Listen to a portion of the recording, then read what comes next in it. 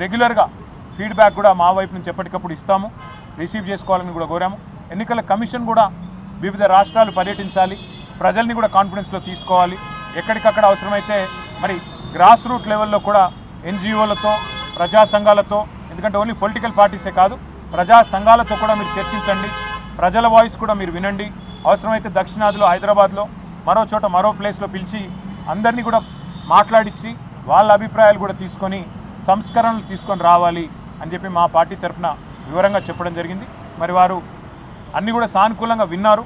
మరి ఇంకో మాట కూడా వారు చెప్పారు, మీరు ఇది మొదటిసారి కాదు, మళ్ళీ రండి, ఏమైనా కంప్లైంట్లు ఉంటే కూడా తప్పకుండా రండి అన్నారు. మేము వారికి చెప్పాము.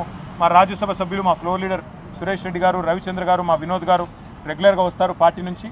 ఇష్యూస్ ఉన్నాయి, రిజాల్వ్ చేయండి, తప్పకుండా కాన్ఫిడెన్స్ బిల్డ్ చేయండి. అంటే భారతదేశంలో ఉన్న ప్రజల్లో అనుమానాలు ఏవైతే ఉన్నాయో ఓటింగ్ ప్రక్రియ సంబంధించి, ఈవీఎంలకు సంబంధించి వీటిని నివృత్తి చేయండి, ఈవీఎంలను తొలగించండి, రివిజన్ అనేది పద్ధతిగా పారదర్శకంగా చేయండి అని చెప్పి నొక్కి చెప్పాము. మరి బహుశా వారు తప్పకుండా కనీసం కొన్ని సూచనలైనా పరిగణలో తీసుకుంటారు, న్యాయం చేస్తారు, ప్రజాస్వామ్యాన్ని కాపాడుతారు అనే విశ్వాసం మరి వ్యక్తం చేస్తూ ఉన్నాం. Thank you.